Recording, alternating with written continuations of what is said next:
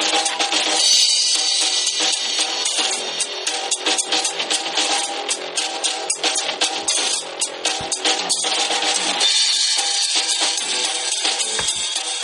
to The Watching Dead, the officially unofficial podcast for AMC's The Walking Dead. I'm Jim. And I'm Aaron. And tonight we're going to be talking about Season 2, Episode 6, titled Secrets.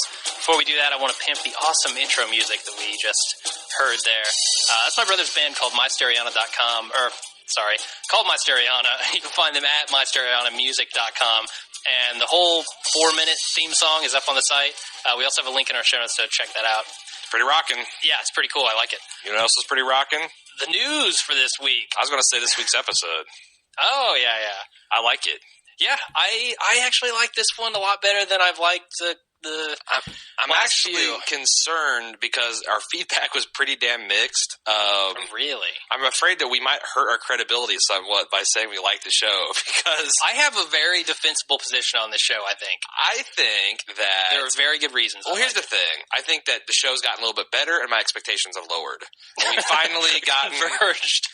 Like sports guy Bill Simmons got this theory about hot Hollywood females, his thing is Heather Locklear. When he was 18, no shot at Heather Locklear. Sure. Now that he's a sports guy, and he's like 45, and she's like 75. 40, she's like 49, and her looks are kind of going down, and his desirability is going up. At one point, they'll meet. Gotcha. And that's the point where he can, or he needs to. Or it's a good deal for both of them. And I think I've got to that point in The Walking Dead. My expectations have lowered. The show has risen. Awesome. Well, that's good news, right? I think. We don't have any other news, so there's the news for the week. Actually, John, a listener wrote us a pretty good amount of news, but the thing is, I don't know that I like doing just pure show news. Like, Robert Kirkman said this about this character. Oh, so Aaron doesn't like it. We're not going to do it. I don't like it enough to, because when I was doing Breaking Good, I spent like an hour or two a day scraping news, coming up with that news post. Easily. You were a news maniac. It took a lot out of me, and I knew I wasn't going to have that much time to do that for The Walking Dead. Mm-hmm. So I don't know. I feel like I don't want to half-ass it, and also our shows are pushing an hour and a half anyway. That's true. Without doing 15 minutes of show news. So my idea of show news is show news for our show, or like if the show's being extended or renewed or going to endanger being canceled or whatever, to talk about that. But Well, there is one thing I did want to do up front, along the lines of pimping. Thanksgiving is coming up. And, of course, after the turkey, that means shopping. And we had a big rush through October with Halloween. A bunch of people bought costumes online through our Amazon account, and we really appreciated that. It's kind of tapered way, way off this month. So we were going to do a little push to just say, hey, if you're going online and shopping on Black Friday, just use our... Or Digital Monday. Digital Monday, yeah, there you go. Isn't that already passed? No, Digital Monday is I thought that's the Monday after Black Friday. Well, Amazon is doing all their sales. Basically, every retailer's in full-on horror mode right now. Exactly. All the time. Christmas started 2 months ago, as far as they're concerned. Yeah. And so anyway, we would really appreciate if you could just use Amazon.baldmove.com when you're going to Amazon to do your online shopping. The shopping that you'd already do, you don't need to do extra shopping for us. Hell no. Just use our link. Right. And we really, really do appreciate that. Let's get into the recap now, shall we? Yes. All right. So the first scene in the show is basically feeding chickens to zombies. There's a little bit of Lori, a little bit of Carl. Breaking of one of the 10 Commandments, not honoring chicken legs. No, not honoring thy father or thy mother. Carl showing some blatant disrespect for his mother. Yeah, but he's got a good point. Everything is some food for something else. I mean, he's very accurate. What do you think about? A lot of people had problems with Carl running up and around feeding chickens after having amateur abdominal surgery. Carl's a machine. Carl he didn't even need the surgery, really. No. The thing is, I just think kids are like that. I had my tonsils out when I was like 20, and I was laid up for 2 weeks. Like, they took them out with a gunshot. They did. It wasn't the best way to do it. Really, it wasn't. A shotgun gargle. But no, I think that. But then my nephew, who is 5, had his tonsils and adenoids whipped out, and that evening he was jumping around and like playing, and like we actually had to say, "Sit down, you lunatic! You just had surgery." Kids are pretty resilient. Yes. I'm constantly amazed that your kid, he'll jump around and smash his knees on things, bang his head, and he just gets right back up. I don't think my kid properly senses pain. That's his problem. I don't think. I think that's all kids, though. calibrated. I really do. So it's believable for me. It didn't bother me because of that. I mean, we're talking. You don't know. I mean, how much time has elapsed now? I mean, like 45 minutes, I think. That's true. That's it's true. not been very long, yeah. Because they're making a big deal, still searching for Sophia and all that kind of stuff. Yeah. Well, they've been searching for her for at least 4 weeks now. Right. Anyway, did the chicken legs bother you? Well, the snapping of the legs. I mean, I don't think you should do that in normal circumstances. But if you're doing something batshit crazy like feeding a herd of zombies, my thought is, could the zombies not catch? Did they have some hilarious experiments where they just threw a bushel of live chickens and the chickens were like, okay, cool, yeah. Like hide back here behind the hay. Right. They can't catch us. They can't bend down, and they're not that fast. I don't know. They must have. They obviously, trial and error there. I just want to know, so I'm not that afraid of zombies at this point. If you need to break both chickens' legs to make them slow enough that Rocky Balboa didn't need that. He's snatching up chickens left and right. They'd never catch Rocky. Never. Plus he'd box them. Anyway, okay, so the next scene is Maggie telling Glenn not to say anything about the barn full of walkers, and then he immediately fucks it up by being totally awkward around Dale and T-Dog. Yeah. As Glenn normally does. He messes it up. I think they were a little over the top with that. I mean, I don't think anyone is this self-conscious and socially awkward penguin. Yeah. I really don't. I don't know. I don't have much to say about that scene, so I'm going to go ahead and move on. Glenn is a horrible liar. He is a terrible liar, and we see that time and time again. Yes. So next scene, Andrea gives Daryl a book and apologizes, and I thought that Daryl was way too casual about this still. He's basically just like, don't do it again. Yeah. He should not have been okay with getting shot. Nothing about what she did was right. Nothing. And I know he doesn't know the full detail. I almost think that, if he could watch the episode somehow, that he would be like, motherfucker. But no, it's almost like they wanted this to be water under the bridge. I have not forgotten. Nor have I forgiven you, Andrea. Yeah, he's wearing a yellow ribbon around his arm or something. Yeah, I'm not going to be that easy to buy off. You're not going to give me some shitty book. Yeah. And mug your weird face at me and have me forgive you. It's going to be you're going to have to. You need a whole half season of competency before I'm going to forget the Daryl Dixon incident. And he seemed like, he said as much. He said, "Hey, you were just protecting your group or protecting your clan, whatever." But she wasn't. She wasn't. She was being a dumbass. But I don't think he knows that. He must have been delirious at the time that it happened. Could be, because he was in pretty bad shape. Because if he stopped to think about, Rick had his Python out, and the other two guys had melee. Could have done me in that way. Yeah. All right, moving on. Glenn tells Lori that she's too skinny, which we've all been thinking for season after season now. Right. Well, there have only been 2 seasons. She should eat that jerky. She should definitely. Although jerky's pretty lean. It's not going to put any meat on her bones, I don't think. She needs something fattening. She needs a big donut or something. To eat the kind of jerky you'd have to put meat on those bones. Oof. I don't think you could eat more than a pound of jerky. She'd never be able to say anything. She'd just be eating jerky all the time. So I don't have much to say about that scene either. Moving on, Rick and Shane and some random kid are planning the search. I don't know this kid's name. Do you? I don't either. I'm pretty sure they mentioned it, and we're horrible. And there's going to be feedback on this. Okay, please send feedback because I want to know the kid's name. But right now he's just Chris. Random blonde kid. Chris. Okay, so Rick and Shane and Chris are planning the search, and of course Glenn is being awkward as usual. Glenn is always awkward. And he basically tips everybody off to everything. But I like how in this scene, Rick does not fall for the same thing twice. Right. The ladies came up and said, "Hey, Herschel says it's okay if we do this." He's like, "That's cool, but I'll ask Herschel myself." He's really walking on eggs around Herschel at this point. Rightly so. And why do you think Herschel let the girls take weapons classes? That seems like a kind of reversal from his attitude last week. Herschel is a man of much complexity. No, I don't know. Honestly, I mean, everyone in this show seems to have change of heart after change of heart. No one can make up their mind. Right.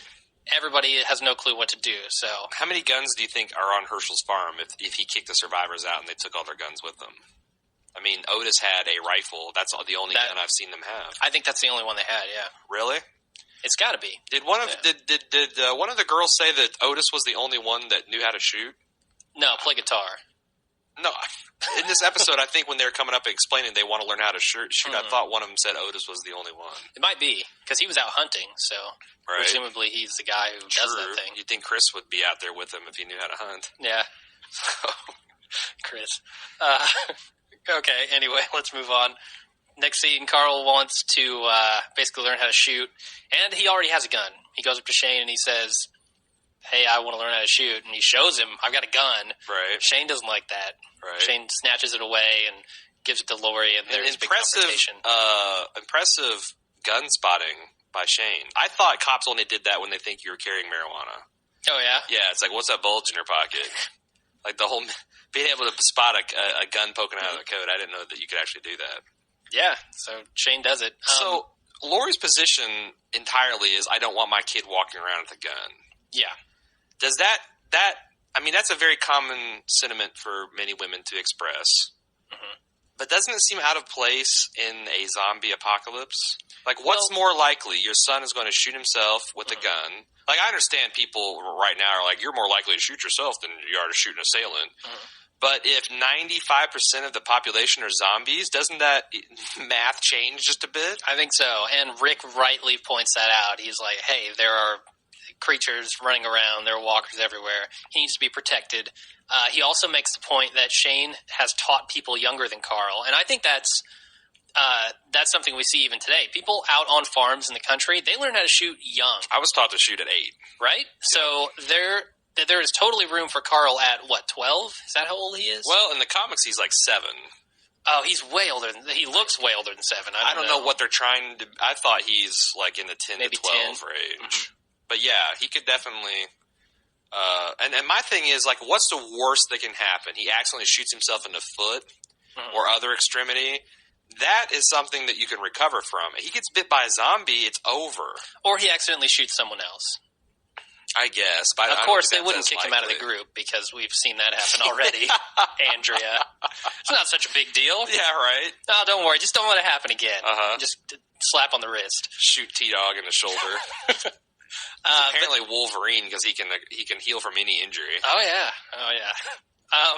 Carl also has the hat on, I've noticed. Oh, that's kind of cool. He's in the club. Yeah, definitely. I wonder if he's like... I mean, he obviously looks up to his dad a lot, right? That's where he's getting all this. I want to step up and be an adult. I want to contribute to the party, whatever. I will say that, like, because I'm going to talk about the comics when they're in our rearview mirror, so to speak. This scene with Rick and Lori and about Carl is almost word for word taken out of the comics. Oh, really? Yeah, they had that fight about the guns and he needs to learn how to shoot and all that kind of stuff. It's been a while. I haven't read them in a long time. I just read it. I found an edition that you can get for your Kindle, and I've been reading them on my Kindle, and they're great. I mean, they're black and white, so I've been kind of refreshing. But anyway, so I guess they had to fit that in there. Cool. All right, let's move on. Glenn tells Dale about the barn walkers. And, of course, Glenn is waffling and trying to, like, dramatize it. Somehow, Dale's just like, no, say it. He's disrespecting and respecting Dale at the same time. Yeah. You're old. I mean, you've been around a while. You know things. Yeah. Old people know things. That's true.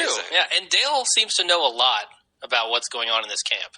Yeah. I mean, as much crap as we've given him about false repairing the RV and all that kind of stuff, he understands the problems in this camp. Yeah, I was having a debate on someone with Reddit about that because that's what someone pointed out about how he just cares for the group and he's the only one that deals with everyone in an upfront manner. And I'm like, bullshit. If that's the truth, why did he do this? And they had a kind of a defense along the lines of even when he's subverting the group, he's serving the group, which I didn't buy. What? But, no. Subverting and serving are two different definitions. Right. Sorry. Anyway, so we definitely see here that this episode is total. It's named absolutely correctly. Everyone has secrets. This episode is all about lying, telling the truth. Everyone is kind of revealing information and trying to hide information. But I really liked. I really like to see what Glenn was doing here because he stepped up. He did step up this episode, as we'll see later. But next scene is the gun training, and I'm so glad they called out Chris shooting that gun gang. That drove me fucking crazy. I'm like, are you kidding me? Yeah. And when T-Dog did it, was even better. Yes, thank you, T-Dog. Don't give me that gangsta shit. Love it. Yeah, very cool. I did think it was funny that Andrea is doing basically exactly as well as Carl is. Like, they both make one shot as far as I can see. Although she was shooting at the O and the no trespassing sign. Hit it 3 times, right dead center. That's a pretty good shot. Like, we had this debate really last night. You've not shot a handgun. I've shot a lot of guns. And for a novice, that's not bad, especially since a lot of people spend the first couple clips getting over things like not blinking when the gun goes off, dealing with the recoil, learning how to sight properly, you know. So I thought it was fairly impressive. I don't know if I would instantly give her a gun with twice as many rounds because that just means she can kill twice as many people. Try to kill many survivors. Yeah, right. I mean, my God, that rifle with that she was shooting Daryl with was like a bolt action single shot. I mean, if that was semi-automatic, she'd have plugged the dude. The whole crowd. Yeah. Would have been 5 dead survivors. Massacre. At least she was protecting the group. So yeah, she's pretty good at shooting. We can see there. But we'll see later on more about that. Next scene, Dale confronts Herschel about the walkers in the barn. It's the battle of the old guys. Things. And I really, really like this scene. Yeah. I do have to say I like how Dale handles the confrontations in this episode. I'll go further and say that my respect for Dale shot through the roof in this episode. Yeah? I mean, you gotta say that he took on the 2 scariest people in the camp to me. Mm-hmm. Herschel, I mean, once you find out he's keeping a barn full of walkers, you're already like batshit meter starts going off. Yeah. And Shane, knowing what we know about Shane and what Dale's observed of Shane, both of those are very brave acts. And I thought he handled the Herschel situation perfectly. Mm-hmm. It's like, well, it's his farm. Unless you're going to take it by force, the best you can do is like, what can I do to help you make this safer? Like, if you're making a poor life decision, what can I do to make it safer for you? Yeah, I really think he's definitely more concerned about his group of survivors at this point. Like, what can I do to make the barn safer for us? Right. Basically, because they're the ones outside. Face it. I mean, they're closest to the barn. If anybody's going to get eaten, it's them. Right. One thing I didn't like is that I thought that it made the Maggie scene redundant. Where she got offended with Glenn calling them walkers and said, I don't call them walkers, I call them Mom and Sean or whatever her name. Yeah, it was Sean. That was pretty funny. Oh, okay. Yeah, it was Sean. The only thing that I would say to that is there's a definite difference in the way Herschel reacts to that and the way Maggie reacts. Really? Maggie changes her mind once the Glenn thing happens in the pharmacy later. Well, that's the same. Yeah, okay, so if one of the zombies came at Herschel sideways, maybe he would have a different he hasn't had that experience. Exactly. Yeah. So possibly. And Rick's telling him, although they know that Otis was torn apart by zombies. They do. But they didn't see it. Yeah. I think Maggie had to see it twice, actually. She saw it once in the well, and she saw it once in the pharmacy. That's true. The well kind of made an opening in her mind, and the attack wedged it open. Drove a wedge through it. So here's hoping Herschel gets attacked by zombies. I also thought Herschel did a pretty good job of playing on Dale's fears. He's like, you and Rick seem like reasonable guys, but how sure are you of your people? Almost like Herschel sees, some of the crazy with like Daryl and Shane and Andrea and even his wife Lori. He doesn't think that those people are exactly stable. Yeah, but obviously he has a lot of respect for Rick. He says he's a man of conscience, and I think he has respect for the way Dale handled his business too. Sure. The one thing that Dale should have done here is tell him about the CDC. I think that might have helped a little bit. I mean, I don't here's know. What we found out. I had this in my notes. Why isn't anyone saying, "Look, we saw the brain scan. Your brain stops working and you die." Right. I understand him being out of touch about the fact that these people are rotting. what in the hell could you, even if you cured them of the disease, they'd basically die. I think that's where there's a little crazy involved. But if you could say that it's like, look, there's not even a functioning brain there. I don't know. All right, let's move on. The next scene, maybe the only thing I can think of is when he put them in the barn, they probably did not look that bad. They seem to look bad immediately, though. Well, I don't know, because I've seen some zombies that looked like all you could tell is like, you feel like when Amy came back, I could see like, okay, you put her in intensive care, and her eyes are all fucked up. They're roomy, but they're a little cloudy, whatever. But they basically look like people that have been wounded. So if he's seeing them in that condition and putting them in the barn, and then they're deteriorating, he apparently doesn't see that. But I don't know how he couldn't look at what's happening on the news, see the resemblance to the things in his barn, and know that they're going to try to tear people apart if they ever get loose. When it comes to family, people can do all kinds of justification. I guess. And you want it to be true. I mean, your wife and your stepson are still moving around ambulant. You want like that. Obviously zombies are impossible. The one thing I would say that when I was watching season 1 again, I was struck by the fact that it would be very hard to just start beating these things to death with baseball bats and shooting them in the head from close, because they're still recognizably people, and you have a very strong internal like conscious that says this is wrong, you shouldn't do. Even trained soldiers, I mean, a lot of your training is overcoming that, hey, I shouldn't kill another person reflex. I think there will be a lot of people who take it as an excuse to start beating and killing people, though. I think you'd be surprised how few. I'm with you there, but some of them, Yeah, so like I think maybe I've been a little harsh on people that's a little bit harder, and if it's your own family, like I remember watching first, and what's the guy's name? The guy that Rick shacked up with the son. Dominic? Dom DeLuise, is that what you're going? It might be Dominic. No, it wasn't Dominic. I thought it started with a D. Morris? No, not Morris. Anyway, the guy that had the wife that was shambling out there. Yeah. I was like, God, why can't you make that shot?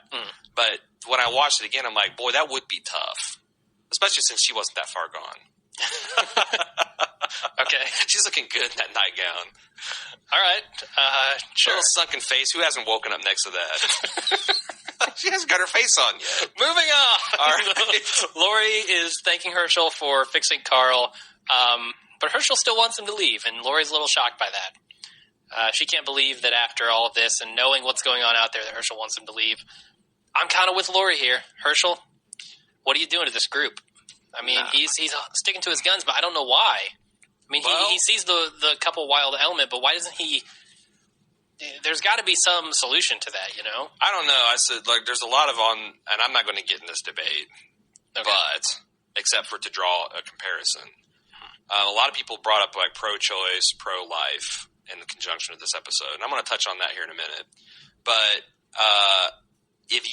whichever side you are on, the other side stands across a gulf that you can't fathom, you can't understand, you can't relate to, which is why it's such a fucking hot button topic.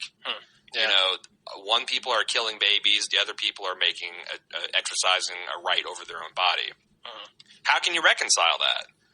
I mean, so like if you're saying like, look, this is my wife and stepson, and I'm waiting for a cure, and the other guy's like, no, these are flesh-eating zombies, we need to kill them. There is no debate to be had there. And I think Herschel would be like, no, you just need to go because this is an explosive situation. Yeah, and it's interesting that sort of distinction that Herschel's making and that Rick's making, they're both on the opposite side of that. And to compare that to kind of the abortion theme that's going through this episode, you know, like the choice on that, it's just an interesting connection to make in this episode. Right. So there's a lot of that kind of thematic stuff going on. Next scene, Shane gives Andrea some one-on-one shooting lessons, and then Andrea storms off when things get a little heated. And I thought that, again, I started to like Andrea a little bit, and then she snatched it right back, because that's, I think, a valid teaching technique.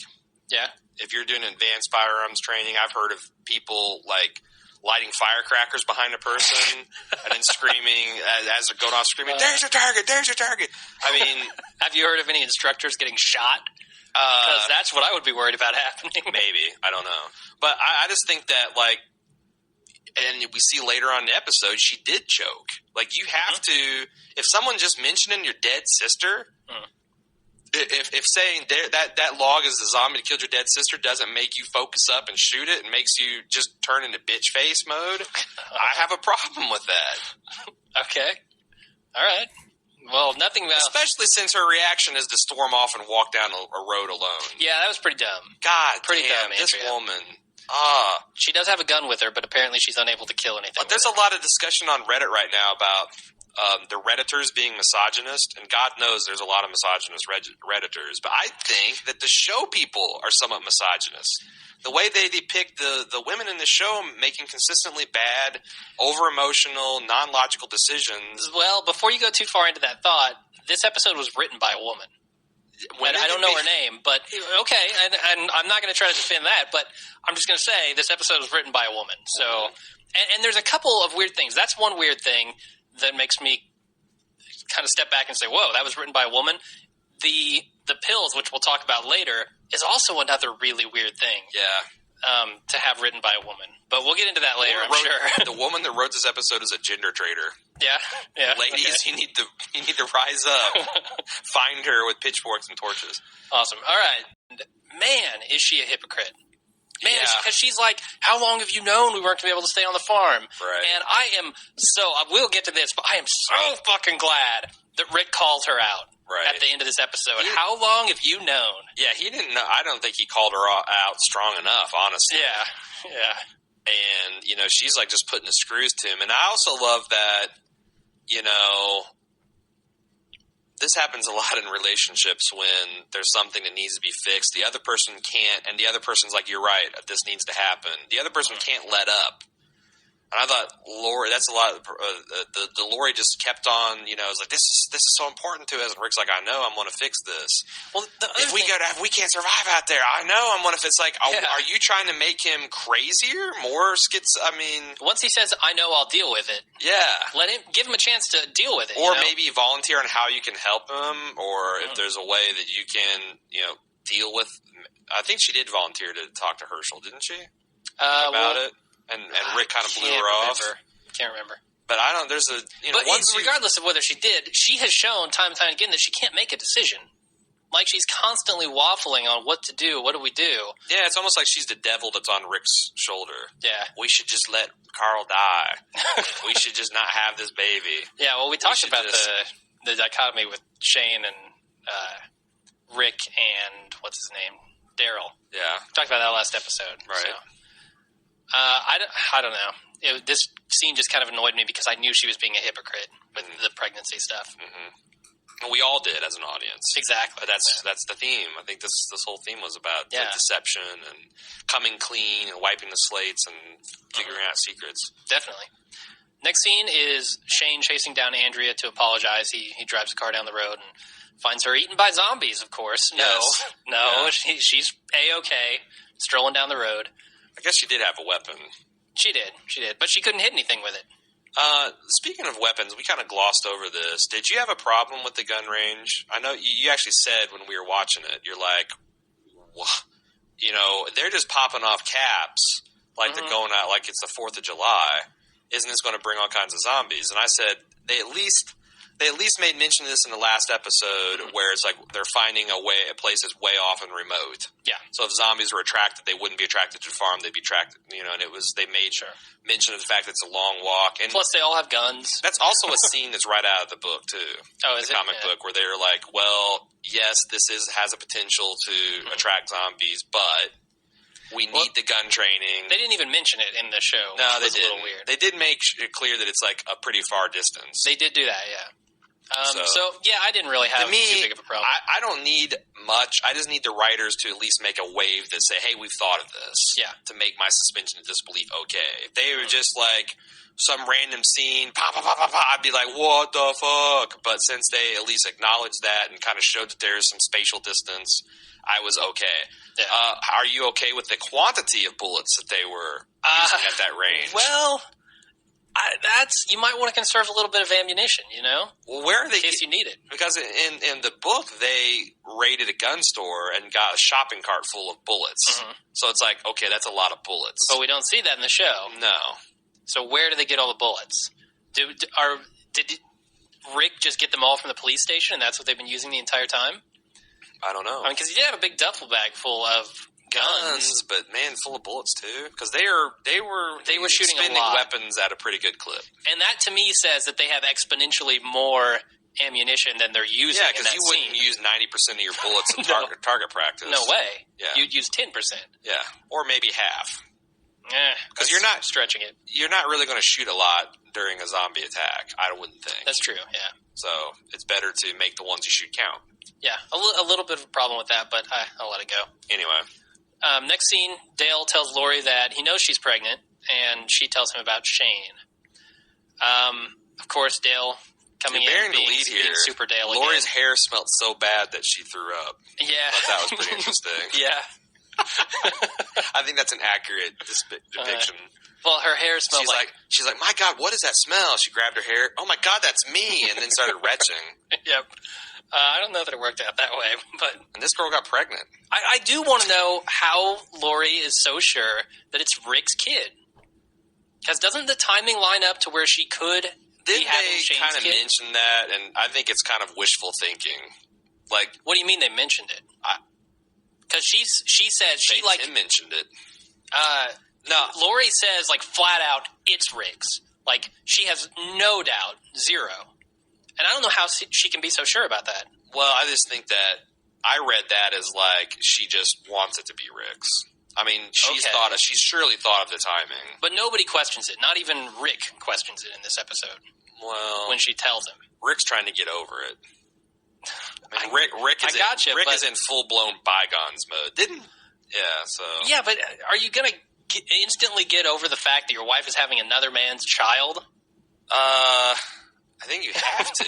Do you? Because Rick is super rational about it, but I mean, I gotta say, it's hard to hate on a woman that commits infidelity when she thinks you're dead.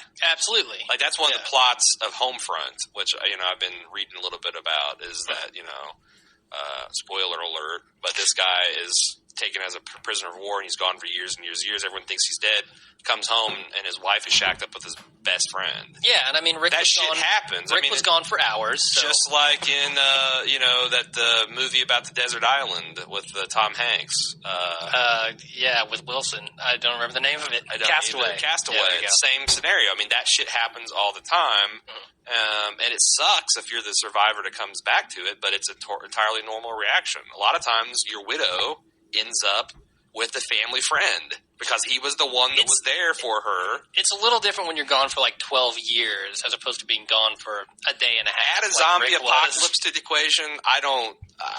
It's a little soon, but dangerous situations. That's they're sexy. See, I'm on the Daryl boat here, though. Everybody's asking, is Daryl gay or asexual or what? And he's just more concerned about survival. Why wasn't Lori more concerned about survival than getting it in?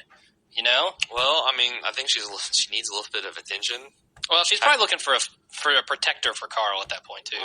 Right, and she likes some comfort. Yeah. So. All right, fine. Forgiven. Next scene. Lori asks Glenn to go into town for her, and Maggie joins them. Or joins him. What do you think about Glenn agreeing to go into town for Lori? What do you think about Glenn chopping wood that's not Maggie? Chopping wood? Never mind. What now? What was your question? Chopping wood? Yes, he was. They came up and he was randomly chopping wood. Oh, okay. My question... He is the group's bitch. I mean, Maggie called it right. Yeah. Oh, yeah. Maggie points out that he has taken a backseat to everyone else, and he can be a leader. He needs to step up. Right. But we'll get to that. No, I'm just... Lori gives Glenn this list, which is apparently lotion, shampoo or conditioner, I can't remember, and birth control pills. Or, I'm sorry, morning after pills. Right. What the fuck is Glenn doing going into town, risking a mission into town for those stupid non-essential items? Well, I think they kind of mentioned this in the show, is that I think Lori didn't really know what it's like out there. She's thinking maybe this town is roughly as safe as Herschel's farm. And honestly, the first trip they went out there, they didn't even see a zombie. That's true. So That's true. I think she's thinking that this is like no big deal. Lori's focus is just on And Lori's ridiculous incredibly things, selfish. though. Yes, she's incredibly selfish. She asked for a magazine, for fuck's sake. A magazine. Yeah. Really? Well, I mean, if you're going into town to get one thing, might as well pick up some magazines. Yeah, Sure. Stay out longer, risk more zombie attacks. Right. Gotcha. No, It's funny. It's like when he comes back home with like Us Weekly. She's like, I want a Cosmo. Yeah, I can you go back out to the store, honey? I thought that's what was really bad. Awesome. So I'm totally on Maggie's side when she calls her out later. But there's, of course, the zombie attack in the pharmacy. Do you want to talk about that a little bit? Glenn steps up. Well, first of all, I saw that coming a mile away. Yeah, you did. You called it. Like, you're sitting there watching, and you're like, they're filming this a lot like there's going to be a zombie attack. Which is, I like the show as like, I've been wrong as often as I've been right on those, because I think they do a very good job of like when Carl was climbing across that corpse to get the machetes. They filmed that just like it was going to be a zombie attack, and it wasn't. Yep. So like even though I saw it coming a mile away, I was still shocked when it actually happened. So I thought it was a pretty tense scene. Definitely. What did you think about the way Glenn dispatched the zombie when you found out that he had a machete on his hip the whole time? And he grabbed that shelf.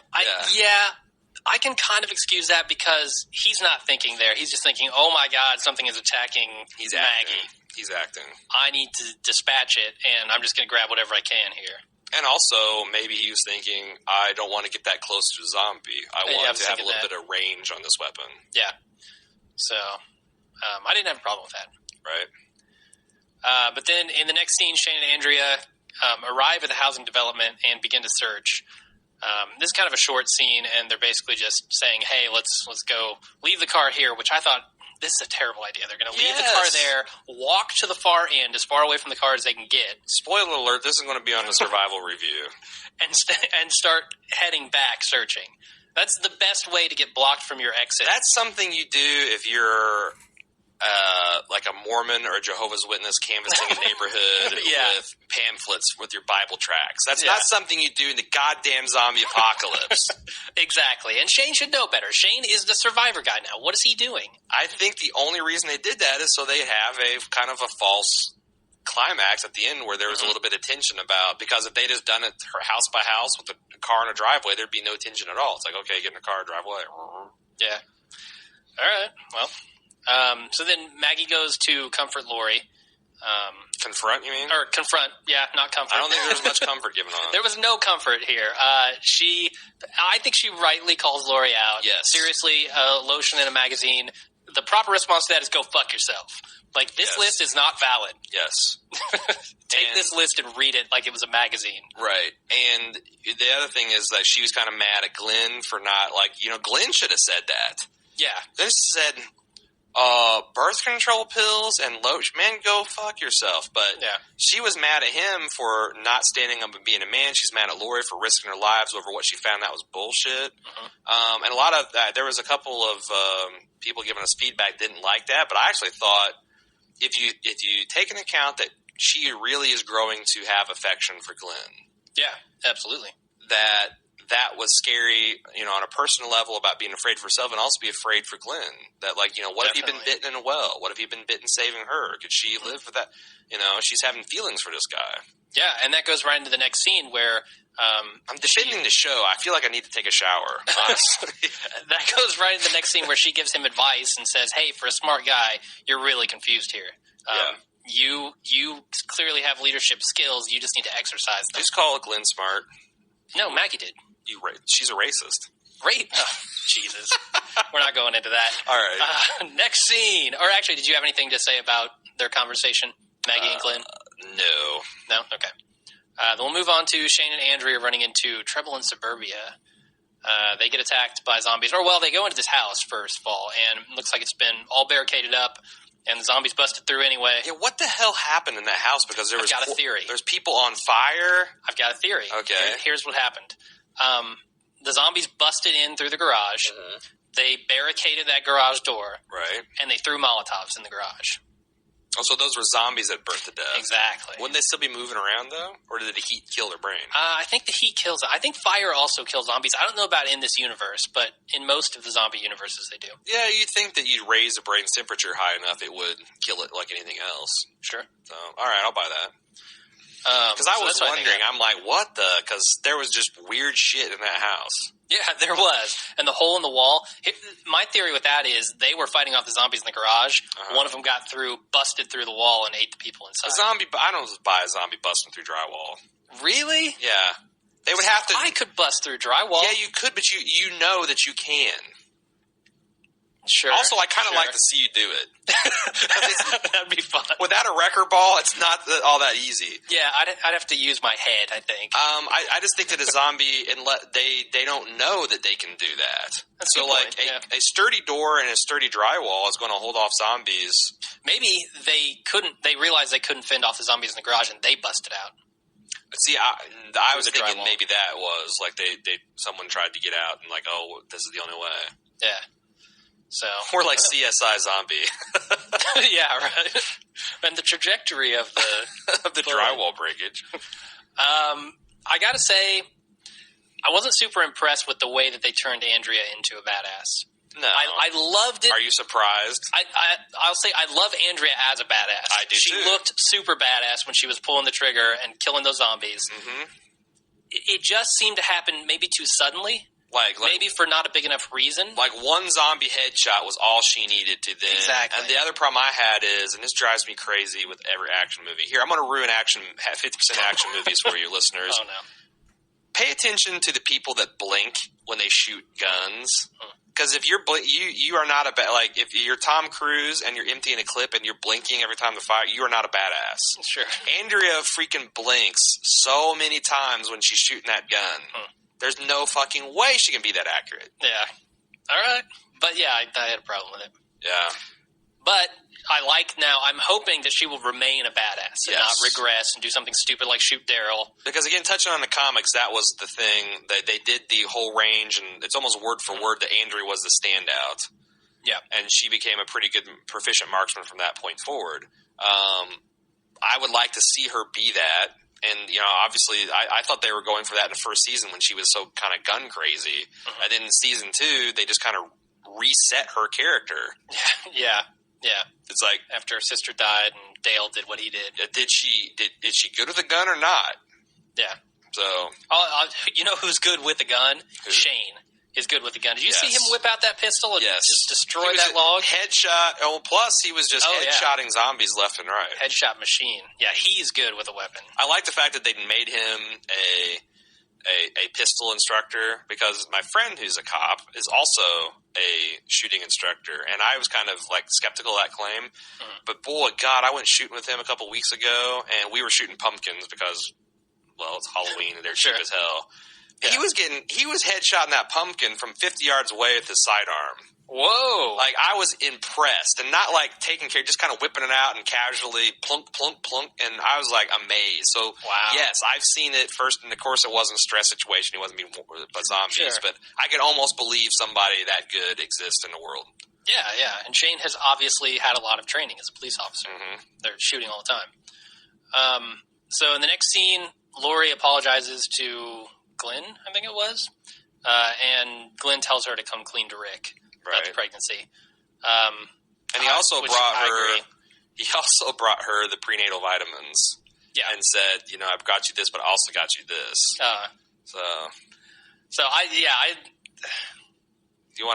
Would you like to share with listeners? No, we're not going there. Your little joke that you made there? No. All right, we'll move on. You might find it on YouTube later. Next scene. On the way back to the farm, Andrea goes straight for Shane's junk. Yeah. Grab a handful of Shane. Straight to the cock. Ooh, man. And someone made on Reddit a freeze frame of Shane's face. And I gotta say, if it's possible to rape a willing person, I think Shane did that. No, Andrea did that. No. To Shane. No. Shane reversed it on her. What? Yeah, like I said, I don't know if it's possible to do that, but that face was... It's like, I have to see. You looked at her like you looked at Otis, man. It was something savage and unnatural and bestial. Wow. It's scary. I think Andrea just loves his earlobes. That's what I think. Just can't. The bigger the earlobes, you know the saying. The bigger the earlobes, the bigger the. I think that threat from zombies equals aphrodisiac. That's what the show is showing time and time again. That's zombie true. Maggie, attack. Andrea. Yeah. Mm-hmm. Yep. Makes them hot. Absolutely. I do like the relationship that Andrea and Shane are developing because I think this is a way to kind of integrate Shane back into the group if the show chooses to go there. Now, I don't know. Shane's kind of still up in the air, and he's kind of a bad guy at the moment. But that relationship kind of takes the pressure off of Lori and Shane's thing that they had going. Right. Because it kind of pushes it into the background a little bit. Now, of course, there's still the rape.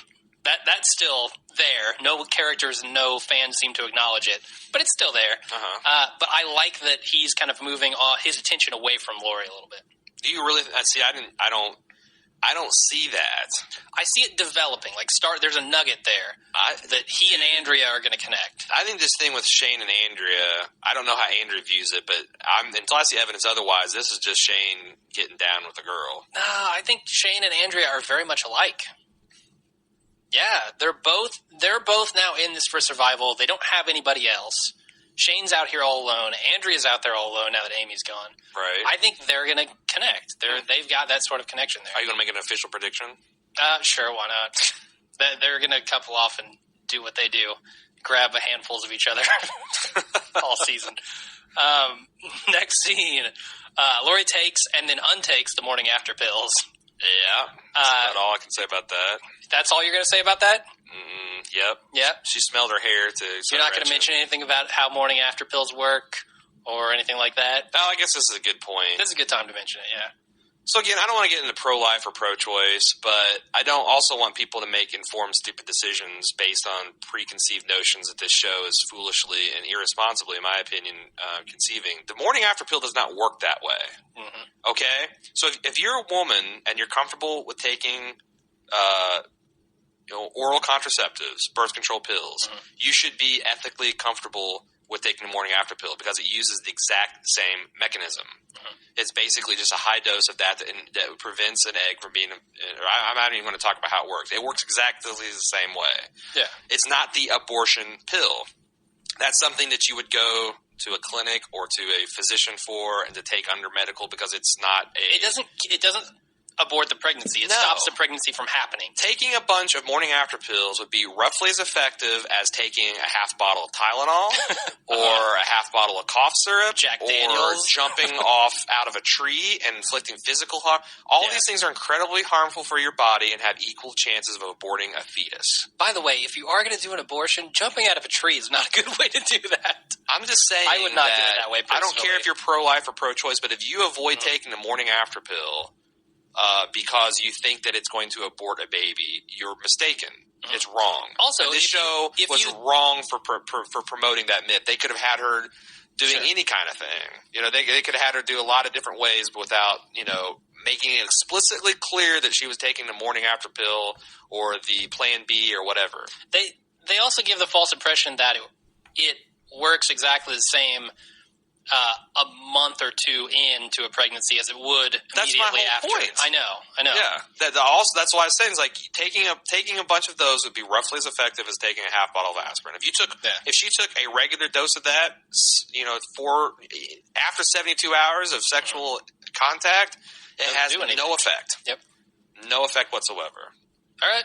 So again, now that I know that a female wrote this show, I'm like, wow, wow, because there's so many misconceptions about that. Yeah, I've heard of people. I've heard of pharmacists not dispensing them to people because of religious beliefs. It's like if you will not dispense a morning after pill, but you'll dispense birth control, you're a fucking hypocrite. Yeah, and you should quit your job because you are not qualified to do it. Strong words. It needs to be said. I'm outraged. All right. Now that both you and Lori have those out of your system, let's move on to the next scene. Shane and Andrea return, and Dale tells Shane to leave, basically. Dale confronts Shane. Well, Shane and Andrea were not very... I think people in the next county over knew they had sex. What happened? Did he turn into Glenn all of a sudden? What? I mean, Shane...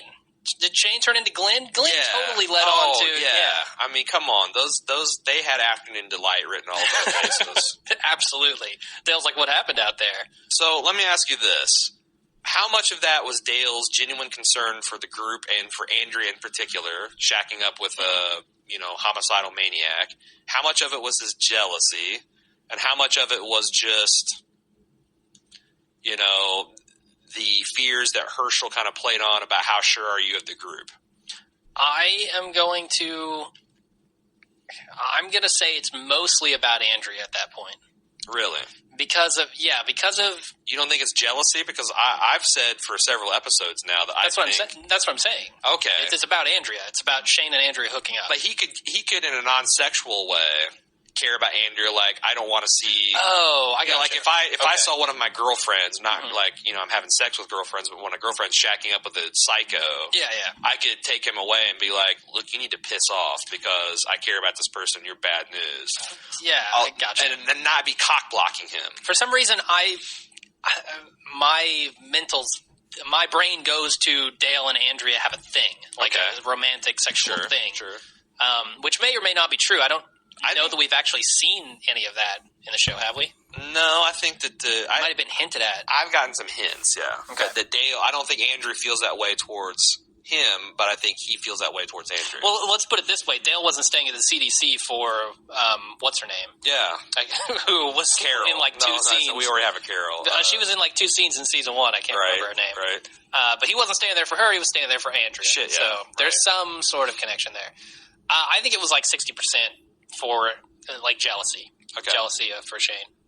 I also think so, and for this one reason, he was not very smart about the way he went about it.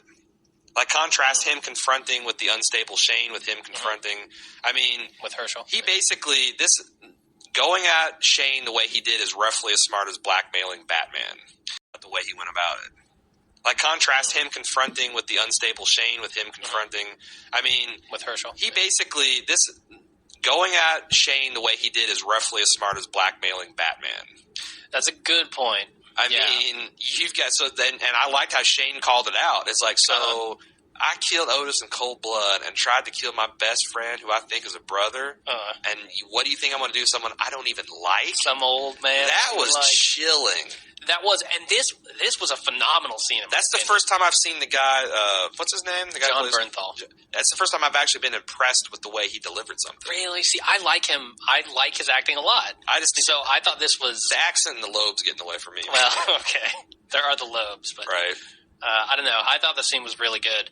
And Shane makes a good point that the group would definitely not be better off without him right now.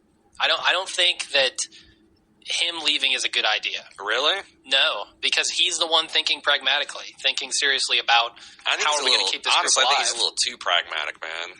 Like, and we gotta listen. I'm going to step on the listeners' toes because we got some good feedback on that. But I just think it's way too early in the zombie apocalypse to be sacrificing the Otises of the world. Okay. The only reason I would want him to leave is because he is a dancing machine when he gets pissed. He dances around like they can't even keep a camera on him. Yeah, he sways in the wind so much. He was weaving like a prize fighter. Yeah, he was. I thought they were going to start boxing. I really did. Yeah, I didn't notice that I thought that brought a lot of like cage tiger intensity to the scene. Absolutely, yeah. So good stuff. Then the final scene, we see Rick confronting Lori after finding the pills. Wow, this is another good scene. These last 2 scenes were phenomenal, in my opinion. And I like the fact that Lori and Rick have completely come clean about the pregnancy, about, they could have I almost thought they were going to do it when she paused for a long time. But she came clean about Shane and him. So, do you think, were you happy with the way that went down? I am. I think... Were you happy with Rick's reaction to it? I was, because every other time I've seen Rick deal with something, it's kind of like a little bit reserved. And in this, he was shouting. Yeah. He was wildly gesturing. He was visibly angry. And when she told him about Shane and confirmed that, I thought he showed about 10 different emotions in the space of 10 seconds and then basically shoved it down his gut and pulled a Shane. and say, "Hey, I knew." It's been in the back of my mind this whole time. I thought that was I really liked his performance. Yeah, and that was him. I think saying I should have known. Like it was there. I should have picked up on that. And that you can't. And I had a little bit, but I hadn't really formulated the thought. Right. So pretty cool there. I thought it was believable. A lot of people had a problem with him being that rational and.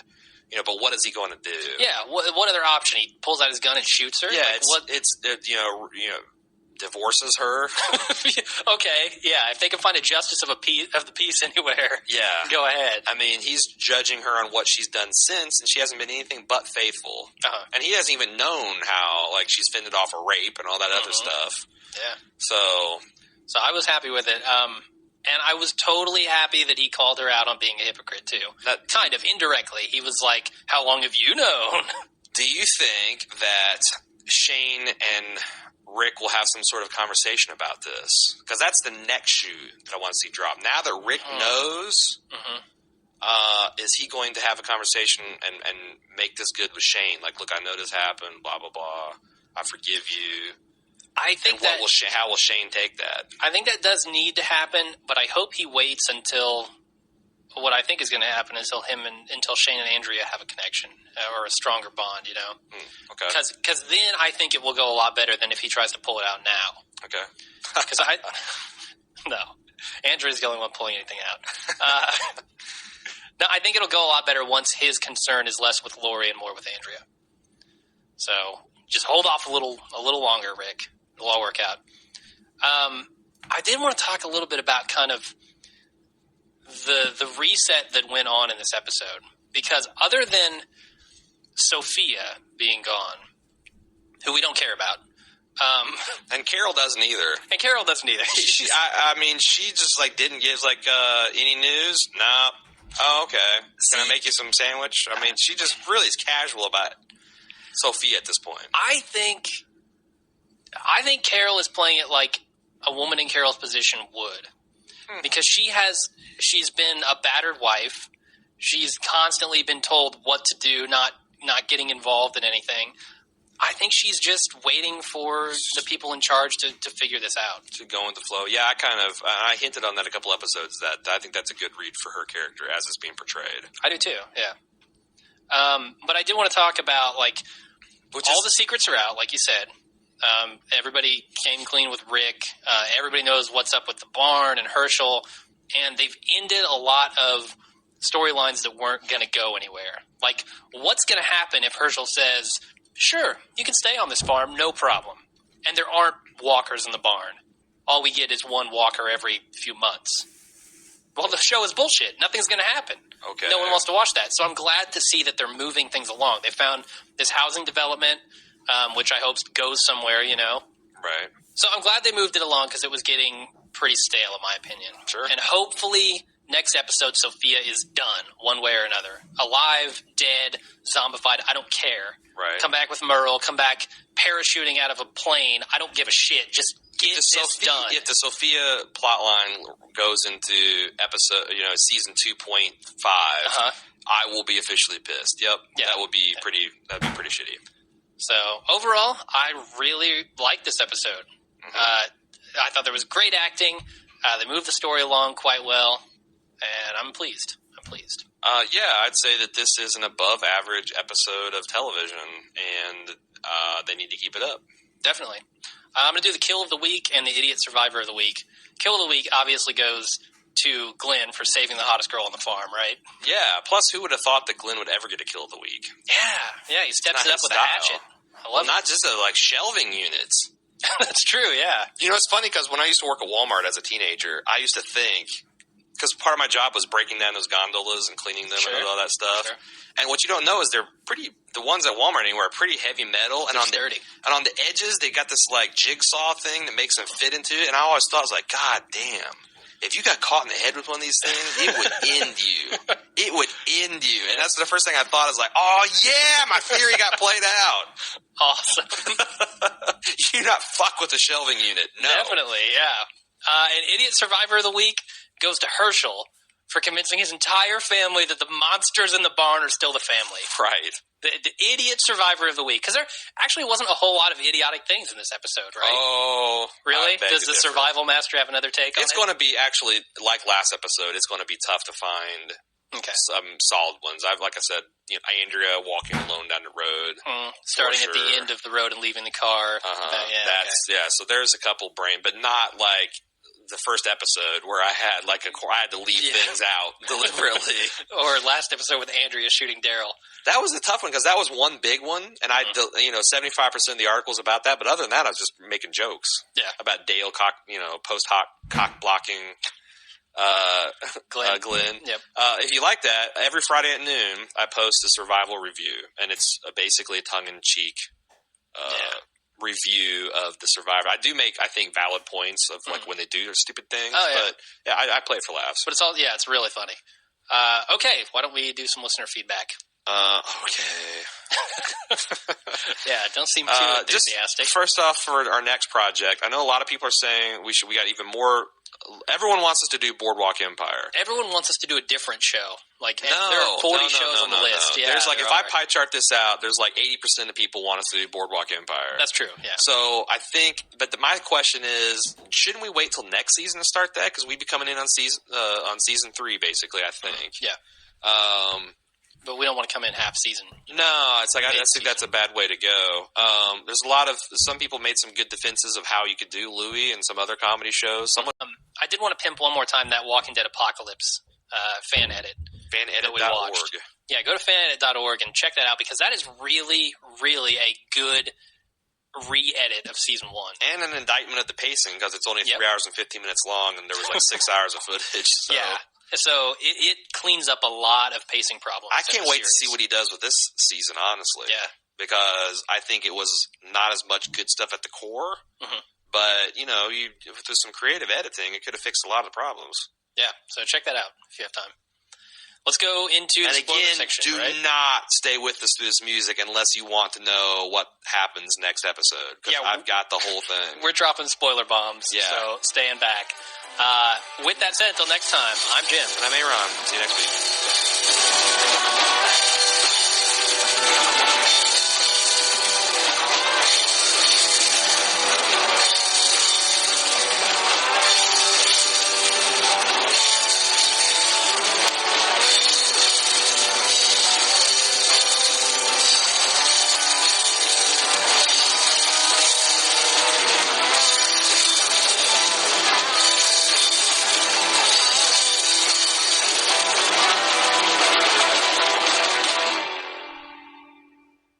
Let's go ahead and play the preview for next week.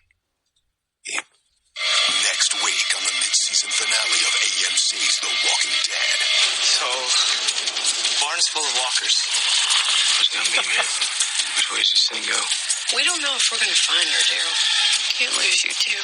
Rick ain't built for this world. We need to stay. We can survive together. I'm telling you we can. Enough! It ain't like it was before! A special look at next week's mid-season finale of The Walking Dead will be revealed during Hell on Wheels, next on AMC. Whoa. It looks like the shit is going to hit the fan of the barn. There's some shit going down. And not only the barn with Sophia. Did you see what Carol said there?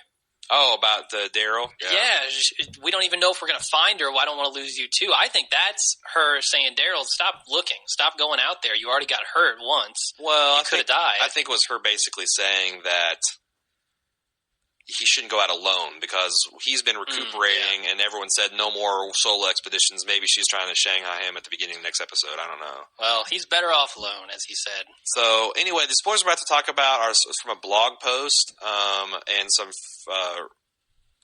sleuthing on Reddit. And it's not sourced at all, but I've seen a little bit of the spoilers last week, and it seems like it's really coalescing into almost a complete understanding of the episode. But and also they leaked the spoilers for episode 6, and they were pretty much spot on. So that kind of really leads credence to episode 7. Okay. So Glenn's going to tell at the beginning of the episode the rest of the group that the walkers are in a barn, which is going to have everybody lose their shit. Rick and Herschel argue, and Herschel demands the group leaves within a week, which that was the bonus scene that we saw during the Hell on Wheels. Really good scene. That. Yeah. So then Rick uses the excuse that my wife is pregnant on Herschel, and he also does it to Shane to calm him down, but apparently Shane becomes convinced that the Laurie's baby is his, so that's not going to help us save the community. Great. Then Dale decides it'd be a good idea to take all of Shane's guns and try to hide him in the swamp, but Shane tracks him down and stops him. And then Dale basically says, I know that you killed Otis. Wait, go back? Herschel is going to hide all the guns? No, Dale. Oh, no, Dale. Yeah, he's going to try to hide all of Shane's guns. Oh, God. Shane can beat you to death, you know. So then this is weird. Herschel has Rick help him and Jimmy. It wasn't Chris, apparently. It's Jimmy. Oh, okay, good. Fish walkers out of a nearby pit of quicksand and lead them into the barn with snare poles. Oh, Rick, you dumbass. And he says the group can stay on the farm if they agree to help and not kill the walkers. They arrive at the farm the same time that Shane emerges from the swamp and with a cache of guns, and Shane loses his shit. Breaks the lock on the barn. Good. And everyone kills the walkers one by one. Good. As they come out, and the final zombie that emerges is this one. Oh, shit. Which is we are looking at a picture of zombie Sophia. Dude, that's awesome. I like that. That's a very good twist. Almost makes it work out because there's so much and that's where the episode ends. Mm-hmm. So there's going to be so much fallout because, like, one of the first questions, if I'm the group, is how the fuck long have you known that you've had this little girl in this barn? When are we going to tell us? Yes. We deserve to know, asshole. They didn't tell us. Not only did they not tell them about the walkers in the barn, but that they've been risking their lives to go look for this girl that isn't alive. Yes. And they know it. So there's still some secrets that haven't been come out. The other thing is, because this also makes me feel like I really was right on about when Maggie shot that significant look at Herschel when they're talking about the walkers. Like, I actually think Maggie knew about this and wanted to tell. So a lot of people said that this was not true. It wasn't. But I we'll think see, because, I mean, it's definitely the same shirt. I think it's the same actors. I don't think that was photoshopped at all. And this just if it is Photoshop, it's a really good job. We did see a whole bunch of Photoshop jobs of people from the cast zombified. But this looks a little more legit. And also, it's interesting is that, like, I guess no one shoots Sophia. Rick is the one that finally steps up and shoots her with a 6-shooter, which is a nice little throwback to episode 1 of season 1. Yeah, with the And man, zombie kids, creepy. Jesus. I gotta say, if this comes true and this happens next episode, I'm sold on the show again. That's what I'm saying. And I also think that this almost makes it worth the whole Sophia thing. Man, they still could have trimmed it down a little bit, but that's a really good way to bring her back. Yeah. Way better than having her come back with Merle. Way better than having her just be alive out in the woods. Right. Oh, that would have been infuriating. Yeah, total bullshit. But this is good. Yeah. Wow. Okay. Well, then that makes my spoiler stuff seem like also bullshit. Look at her picture, because I can see you thinking that this person could be cured. Like, if this is the condition that the average walker comes on to the farm, and apparently I'm guessing she died of exposure, probably. Unless we see her being bitten, I think she probably just died of being left out. Well, Robert Kirkman did say that they were going to address how you become a zombie, right? Like, they were going to say, does blood get in your eyes or whatever? Oh, that's right, because we're in a spoiler section. We can, in the comic, anyone that dies is reanimated. It doesn't matter if you just die of natural causes. So this, if they looked at her and could tell, hey, nothing bit her, nothing like that, she just died and came back, they knew she was alive before. That would be a good way to reconcile those two. Definitely. Yeah. Okay, well, I've got a bullshit spoiler now compared to that. Well, yeah. The housing development. We could talk a little bit about that. Okay, because I think, the comic book, I don't think they're going to do that. I think that they did a very compressed version of the Wiltshire Farms storyline from the comic right there when they went to the I'm hoping residential community. But isn't that where they found Tyrese? What's his name? Tyrese or Tyrese. I don't know his name. Well, didn't they find him in that housing development and then stayed there? They divvied out houses for everybody. They found him the stop before that. Okay. But yeah, they were starting to do that. And they started handing out houses and clearing the whole development. They had a big gate in the front where but walkers they didn't could do get that. in. The second day they found that the whole place was overrun and they had to flee. Yeah. They were thinking that. So they may have done a compressed version. Yeah, I think that was a nod to it. I think that honestly, I want to see him go to Fort Benning at this point. Sure, I do too. But I could see like Herschel still holding strong and saying, "No, get the fuck off my farm! Now you just killed everybody." Oh, by the way, a spoiler: one of our friends, our personal friends, spent time in Georgia and actually talked to the people that scout the locations for The Walking Dead. And they're saying, and I wasn't sure. I think it's for season 3 because they were at season 2 and it can. They were scouting prison locations. Yeah. So, which we all know from reading the comic. If your comic, that's a huge storyline, is them taking possession of a prison, and I'm actually super excited about that. Me too. If they don't go to the prison, I'm going to be severely disappointed. Oh, they will. I just think I don't think we're going to see it. I think now that the climax of season 2 is going to be going to Fort Benning and finding out that that's been everyone's overrun dead. And everyone's dead. Although you'd think you could defend the military base pretty well too. Yeah, or maybe they've come across a prison on the way to there. I don't know. Well, the prison is where I felt things really heated up in the comic. Yeah. The prison, we introduced a few new people, and they were total wild cards. Plus, they could stop surviving and kind of like have some more character development beyond just, Yeah. So, I think Herschel's going to kick them off this farm after they kill all of his quote-unquote family. Well, I mean, there's a whole lot of shit that that'll be interesting to see what happens. We'll have probably a post-show, right? Like a half-season wrap-up. Mm-hmm. And we'll talk about the fallout and what's, what we got to look forward to the next week. Definitely. The next season. Next mini-season, whatever. Well, that's all I have for spoilers. What about you? I think that's enough. I think that'll do. Yeah. Our weak spoiler sections in the past have come. Also, the people back, that I want to shout out, Jesse B and Lars O. They were the ones that forwarded us. I'd seen some of that on Reddit, but they actually found the original blog article for that. So awesome, thanks guys. I'm kind of I don't know that I want to link this because if you click on this, it gives up the goat. I mean, these are heavy weaponized spoilers. I don't think I want to post them to Facebook or on the page because it just people can't avoid clicking it. No, they'll just have to go to Reddit and search, or just listen to us talk about it here. Right. So, all right. Well, that's it for this week's show. Thank you very much for joining us all the way through the spoiler section, and we will see you next week. Happy Thanksgiving, everybody.